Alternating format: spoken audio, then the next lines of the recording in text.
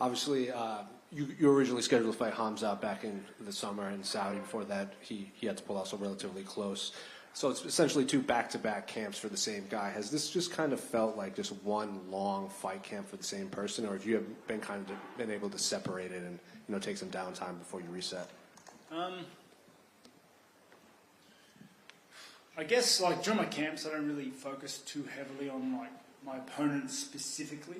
So we cater the training to counter and to work niches that'll work in the fight. But we don't, it's not like a foolproof game plan. That's why I was able to adapt to the last minute change last fight, was because we're very flexible and open-ended with our training and preparation. Mate, this whole year, like I've been fortunate enough and blessed enough to be able to be pretty active this year. This year's felt like a whole camp. Well, I was going to ask that, but I'll ask it now. Like in the past, you've taken time off, you've had injuries and stuff, but like you said, you've been very active this year. So how's the last year treated you? And just, you've been able to stay healthy and just continue to go from these big fights to big fights again? Yeah, no, it's been great. It's been really great. And I'm blessed to have been in a position to be able to do so. I like to be this active if possible. Obviously, due to injury and other circumstances, I wasn't able to be as active as I would have liked. But I think the back-to-back camps, the things that have changed in the training, the things that have changed outside of the gym, they're just all kind of leading itself to where I'm at today. Was there any concern that he wouldn't make it this time? That he wouldn't make it? Yeah. I didn't worry about it. They're pretty quick with filling out the spots. He has said that, he's reunited with some of his old coaches. He's moved his training camp around. He has this new scientific approach. So he's not just training to exhaustion at all points. Are you expecting maybe a different Hamzat, or is it like, the stuff that he does, he's very good at, he won't change. It's just the approach he's taking, maybe not to be exhausted and get sick as much as he did in the past? I guess I'm not really focusing too much on him. I don't think about him too much. I get asked a lot of questions about Chimaev this, Chimaev that. I don't think about him. Like, he's not on my mind very much. I am expecting him to come out hard and aggressive from the first second to the last, okay? And I have prepared accordingly for that. I've prepared for the hardest fight of my life to start extremely hard, like sprinting for the first 5 to 10 minutes, but also drag it out to 5 minutes. I'm ready to sprint for 25 minutes if so. And yeah, I come here for war. Your coach in the countdown said, I think his phrase was, Hamzat's looking for Rob's leg, Rob's looking for his chin. Has that been kind of, I know you don't think about him specifically, but has that been kind of the mindset as like a team? I look to go into this fight hunting him, much like I planned to last fight. I look to do again this fight. I'm the hunter in this fight. I'm the predator, and I'm going to be looking for him. And after the Dricus' win in Perth, he was asked, who do you think deserves the next shot? And he said, he interrupted the question and said, Robert Whittaker probably deserves the next shot over Sean Strickland, but he's obviously probably fighting Sean and you're fighting Hamza. Was there any, talks or hope that maybe you would just get the title shot instead of having to go through Hamza? Doesn't bother me. I've never really let things that I can't control affect how I feel or, what I'm doing. I'm here to fight. This is what I get paid to do. This is how I put bread on the table for my family. This is my duty to my family, so here I am. Last one for me. Can you just get your thoughts on the main event between Ilya and Max? Mate, it's going to be a stellar fight. I'm excited for it. I find it very hard to tip against Max at any time, just because it's Max, right? But Topuria would have to be his hardest challenge to date, I reckon. Topuria's skill set is probably the highest caliber in the division at the moment, So, yeah, we'll have to wait and see. Like I said, hard tip against Max, but Topuria's, no one thought he could do what he did last fight. Rob, it seems like every time you get a fight lined up, the UFC announces an Australia event, like a strangely weird timeline, like away. When you look at that February show, do you want to be on it? Is there a chance maybe you can take Sean Strickland's title shot and fight Dricus there? What are your thoughts when you look at that February date? I don't know why it is, but everyone asks me the same question. If there is a card that is just after Christmas, it is a so-so. Like, it's 50-50, because I've got Christmas. And to be honest, my family deserves a bit of time off. you know, whilst I'm the one going through the camps, they have to put up with me. And, you know, I haven't fought as much as I have this year in a while, so they've had to put up with me. Camp Rob for a fair bit. Camp Rob's no fun. I think you had said in another interview, like, you feel this was one of the best camps of your life and you're just feeling like you're firing on all cylinders. Is that a product of kind of parlaying the work from the last time right into this? Not just the last one, the entire year. You know, since the Drickus loss, and I kind of had a bit of a wake-up call. I made some changes, you know, inside, outside the gym. We just sat down and we ripped in. We worked hard. We worked harder than ever. And you can see the results of that work show itself in every fight this year. Every fight I've gotten better. I've started to back myself more. The confidence I take in the victories that I've had.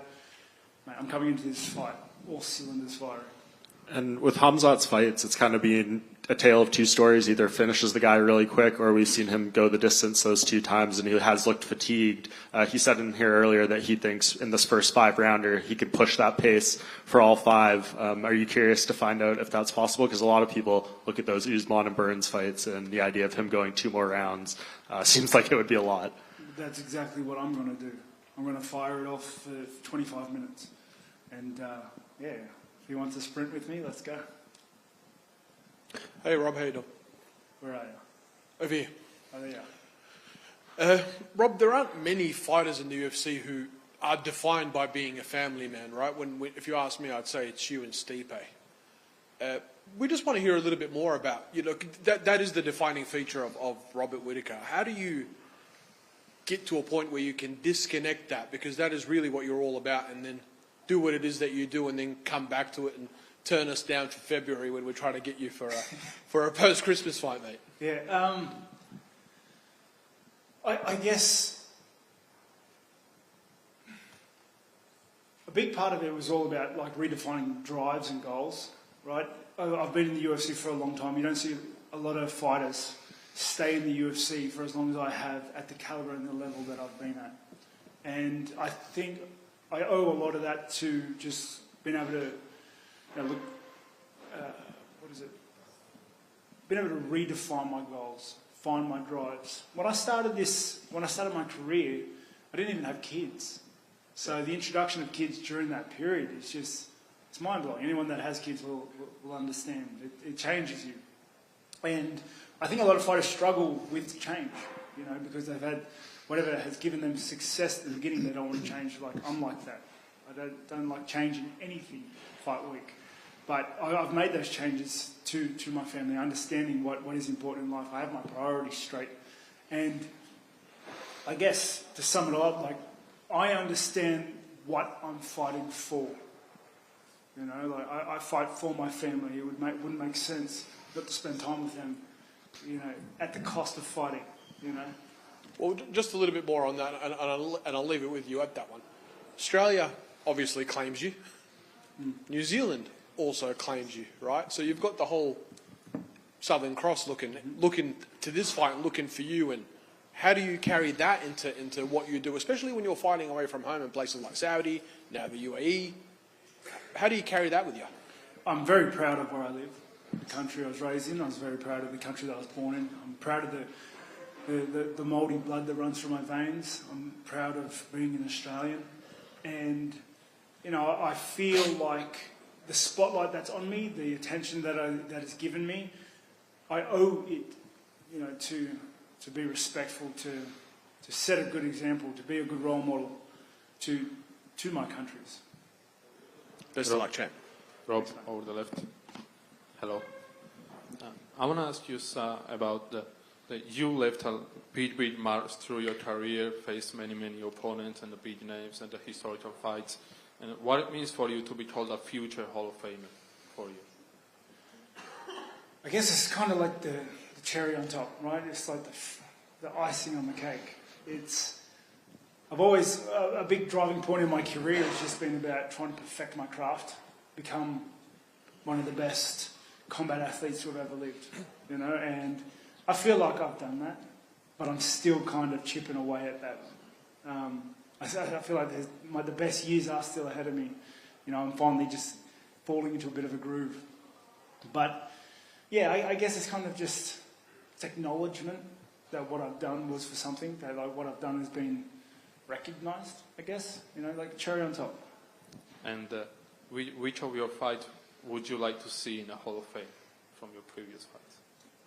Oh, mate, that second Yoel Romero fight was mate, it took the life out of me. That was a good one. And Hard to think of any other fight bar that. That one was hard. and one last from me. The many fighters find it fun to use the video games as a relaxation through the fight camps. How about you? How good is it for you to play the video games through your fight camp? Oh, mate, it's not just fight camps. I play video games all the time, 24/7. It's well, as much as my kids and wife allow me, right? It's more than just relaxation for me. It's kind of just like it's a big part of who I am, and I like just like simply, it's easier to not think about food if you're engaged in a game. You know what I mean? So I'm pretty hungry right now. And to follow up, you mentioned that Demetrius Johnson also plays the video games. Which video game you would like to play against him? Against him, Yeah. I don't really play online games. It's very hard to play online games with kids. Like, All right, thank you. thank you. Роберт, в твоей карьере был единственный бой с непобежденным бойцом до Хамзата Чимаева с Исраилем Адесани, ваш первый бой. Влияет ли как-то нолик в графе поражений твоего соперника психологически на тебя? Before Hamzat, there was only one other undefeated fighter that you fought, Israel Adesanya.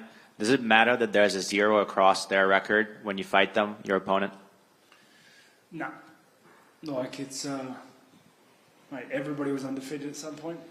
And, yeah, I don't really look at records anyway. Нет, вообще никак не влияет. В какое-то время кто-то обязательно был непобежденный, поэтому я совсем не смотрю на их рекорд. Хамзат Чимаев антропометрически очень необычный боец, он высокий, плюс очень хорошо борется. Вот я смотрю сейчас на твоих спарринг-партнеров, на твою команду, и не вижу там высокого, такого сухого какого-то борца. By physicality, he's a very uncomfortable opponent. He's tall, he's a really good wrestler. I'm looking right now at your team, and I don't see anybody who can replicate him. How do you feel about that?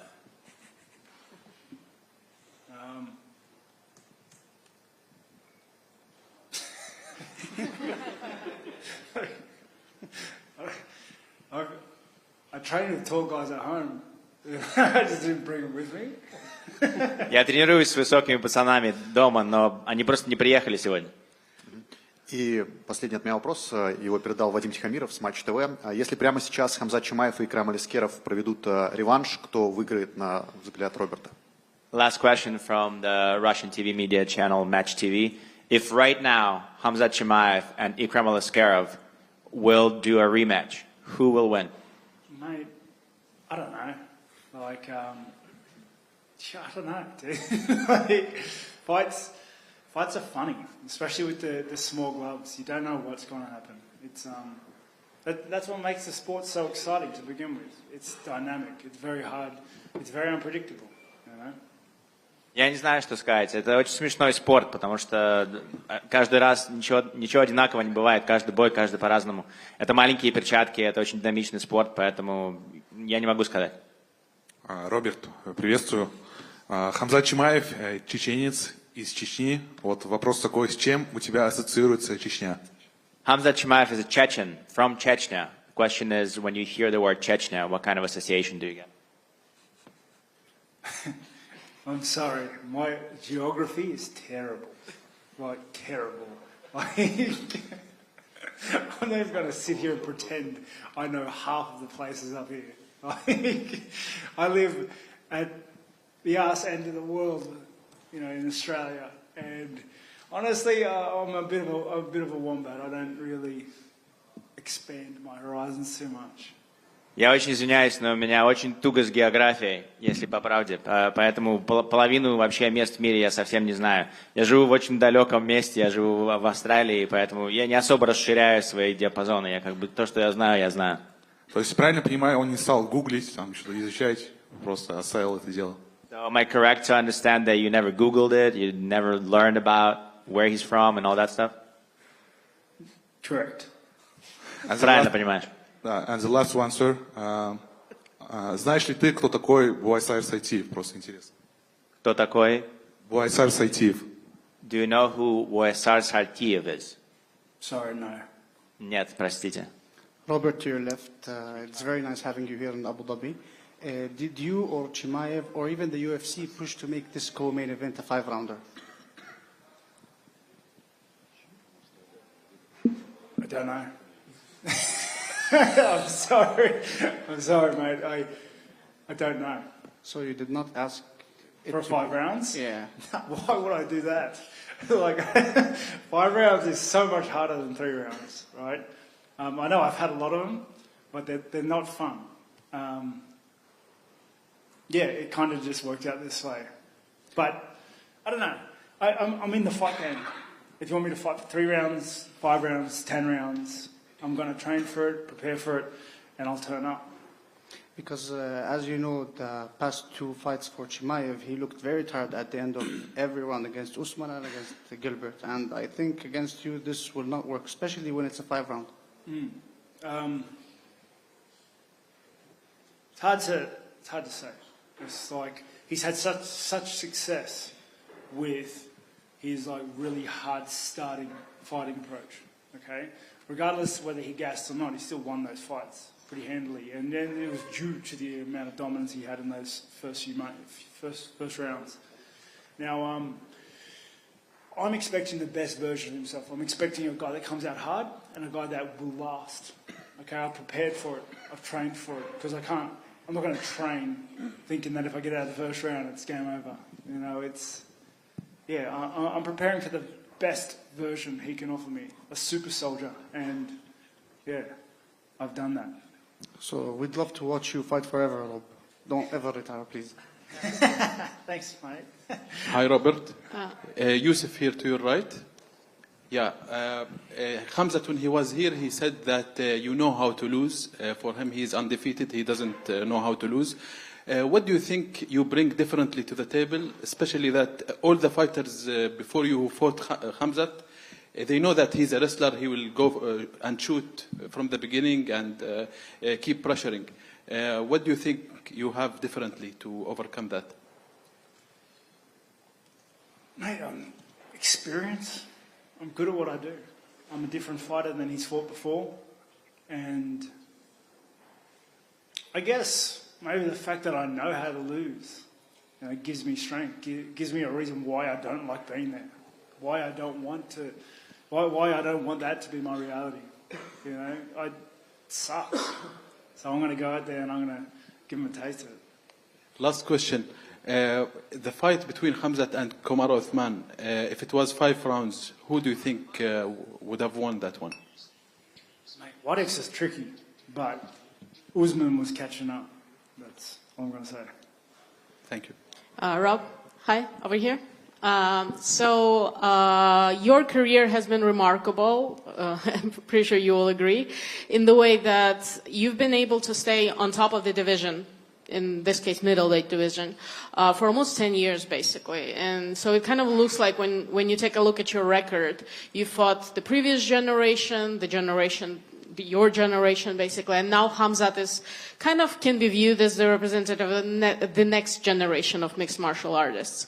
So my question is, to what do you attribute such a remarkable longevity? I guess I mentioned it before. It was the reevaluating goals and drives, you know, changing along with life. Because a lot of guys don't want to change what works for them. But like I mentioned earlier, 10 years ago, I'm a very different guy than what I was there. And, you know, I've changed accordingly for the better. I think I'm a much better fighter than I was 10 years ago. And, yeah, I'm only getting better. Can you give an example of the changes that you've made, something specific?